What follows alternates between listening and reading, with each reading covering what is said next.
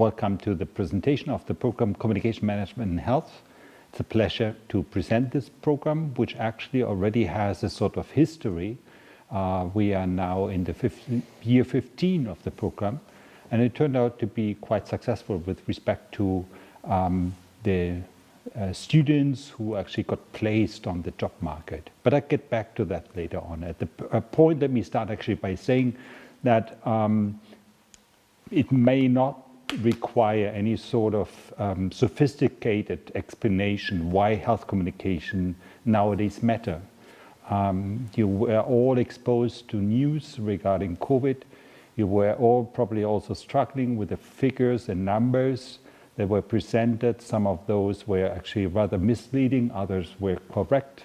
But that's just one part of health communication. So health communication has to do, for example, with something that we are doing right now, that is to see how people actually plan the campaign, the vaccination campaign. And as you know, in many European countries, as well as in North America or in Asia or in other parts of the world, we all are very eager to get people to get vaccinated actually.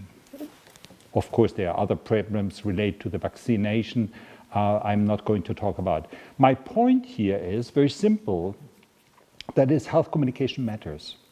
And it does not only matter in this period, which already lasts for 1 year, but actually it mattered and will still matter also in the future.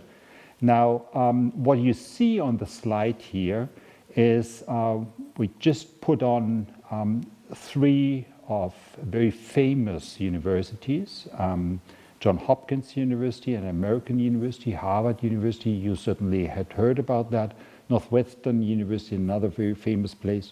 But I could go on and add other places, famous universities, such as Stanford University or others. What do they all have in common? Actually, they all have in common one thing, that they have programs in health communication. Now, this is interesting because if you live in Europe, only most recently you may have heard about health communication, while in the United States this has a long-lasting tradition. And it's one of the disciplines in communication which actually attracts more and more people, and also there are a lot of job opportunities for those who actually have studied health communication. Health communication, put it in a nutshell, actually deals with many things. It deals with how you communicate about risks, how you actually run campaigns, how you plan campaigns, health campaigns obviously, and many other related topics. So this is just to introduce you to the topic. Here, let me show it's not just something from the United States more recently, other programs and other famous universities such as the University of Amsterdam in Netherlands, but also probably the best university in Australia, the Australian National University, started running programs in health communication, and they actually attract quite a bit of students from all over the world. So that brings me to my next point. The next point is actually, what do you do when you, in case you would decide to go for this program? There are different areas in which we will introduce you. Number one, of course, you will get sort of introduced in the health sector in different arguments related to that. You will actually also not just get introduced to health affairs and health topics, but also in related areas to communications such as marketing and management. So we'll take classes in marketing as well as in management. And moreover, you will also be exposed to some more practical experience. So we bring in experts working, for example, in Switzerland or abroad in the area of health communication, and you will actually see them and talk to them actually in class, also to get a better picture of what are the job opportunities you will have once you finish the master. So this is the way how we organize the overall content of the master program. First of all, there's a focus on health communication in the first semester. You will take a couple of classes related to health communication. Then there's a second semester in which the main focus is on marketing, classes in marketing and different areas related to this area. The third semester is dedicated to the topic again of health communication, but also on management. Why does management matter? Well, look, it might be the case that at some point you get interested in working in institutions which work in the broad area of health, such as pharmaceutical industry or actually health promotion institutions or hospitals and so on and so forth. In this case, what would be most important is actually that you also have a certain kind of background in management and know how to organize and how those institutions, organizations are also well organized. The very end of the program, you will actually write up your master thesis and do a field project. I will say something on field project in a couple of minutes, just give me a moment.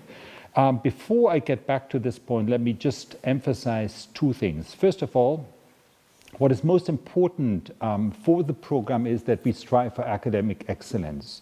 So you should really get sort of education, academic education, which will allow you to tackle important questions in the health domain, not just the year after you left university, but even in 10 to 20 years. Of course, the world is changing and is changing very rapidly. But the main point in education of students is actually to give them such a background that would allow them also to keep up with all new things that are coming up actually, and also be well prepared to tackle things that are coming up, say, in 10 years from now on. So therefore, for example, you will take classes in research methods, also advanced research methods. You will also be prepared in topics such as health campaign development, of how do you evaluate the campaign, was it a campaign actually effective or not. You will have to do in a class with public health and law, what are the kind of conditions under which you're working. In epidemiology, which is, so to say, the statistics of health, also statistics with a special focus in health. And as I already said, with marketing and management in health settings. Now, what are the career prospects that you have? Well, based on the experience of our students and also based on meetings with these companies, most of our students actually are ending up in companies such as pharmaceutical companies, health insurance companies, and there are quite a bit of those actually in Switzerland and abroad, in biotech companies, which is a growing market. Of course, you may be interested in going for an academic career, meaning that you would actually do as a next step then the PhD. You may end up in the government and institution of the government, in health organizations, and as you know, Switzerland has plenty of those, in non-profit organizations as well, such as health promotion institutions and others, or more general in health sectors. You may also work in fields that are related to health communication, although not specifically on health communication. That brings me back to what I said already before. One of the major kind of aims in the program is to get you such an education that would allow you to work in the health sector, but not just in the health sectors. It may be the case that at some point you even shifting your mind from health to some other related topics, and you can easily do that. That is as important as it is to get a sound experience and knowledge in the field of health. Okay, here is where our students ended up. You see a couple of those in academic sector, most actually in the corporate area, governmental institutions, health promotion people, healthcare services, and so on. So these are the way and the places where we brought our students to. One of the interesting points of the program is that we over the past 15 years attracted quite a bit of students from other countries, not just from Europe, but as well from the United States, from Australia, from Latin America, and so on and so forth, from Africa as well. So be prepared. that in case you start this program, that you will meet quite a bit of other students coming from other countries, which of course is very interesting and exciting because you get exposed to experience that in other countries may look very differently from the experience you may made if you actually, if you are European, for example. So we got typically a very international audience of students, which is good and makes actually the program also quite attractive, as I would say. Something about admission requirements. What you need in order to get enrolled in the program, of course, a bachelor degree. Doesn't have to be from communication, can also be in some related areas, sociology or economics or whatever. Actually, we are quite open to admit students. What we typically do is we interview the students, also find out more about what about their motivation. And largely, we are very much interested that students will also be happy with their own choice. So this sort of interview serves the purpose, actually find out that there is a kind of correspondence between what they expect to learn with that what we are going to offer. Now, here I'm back to the field projects. Field project, to say it with one word, is sort of practical, or say an experience that students do in the fourth semester while they are working with some real companies in the world. So we pick sort of some of these companies, such as Novartis, or you can see here on the slide a couple of others of these organizations and institutions with which we worked together in the past. And they typically come to us and have some specific project problem which they would like to solve. And so we ask then a group of students, typically about 3 or 4, to delve into the project and actually find out what kind of solution they could offer based on what they learned over the past 2 years in this program. The great advantage of doing this field project is that, number one, our students not only get exposed to high academic excellence, as I said before, but also to some sort of real organization, real world experience.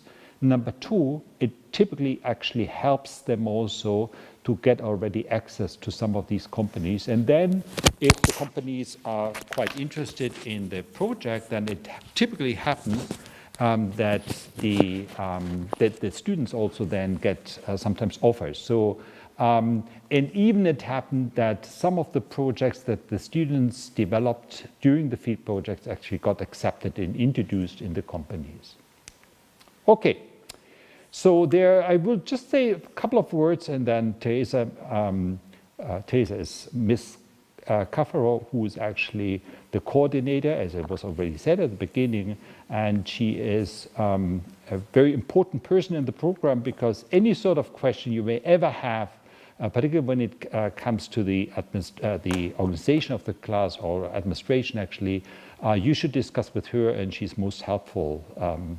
Now, regarding the fees, these are the fees of what it costs to enroll in the program. 2,000 for Swiss, 4,000 for students coming from abroad. We have quite a bit of grants, and students actually can apply for scholarship. And there are some further information regarding the scholarship application, which will end, or the deadline is on the 31st of July. And actually, if you are interested in enrolling in this program, then please send us your application at the latest by April 30 for those who come from abroad. Those who actually are either coming from our own university, USI, or coming from Switzerland, they have still more time until July 31st. That is all for the moment.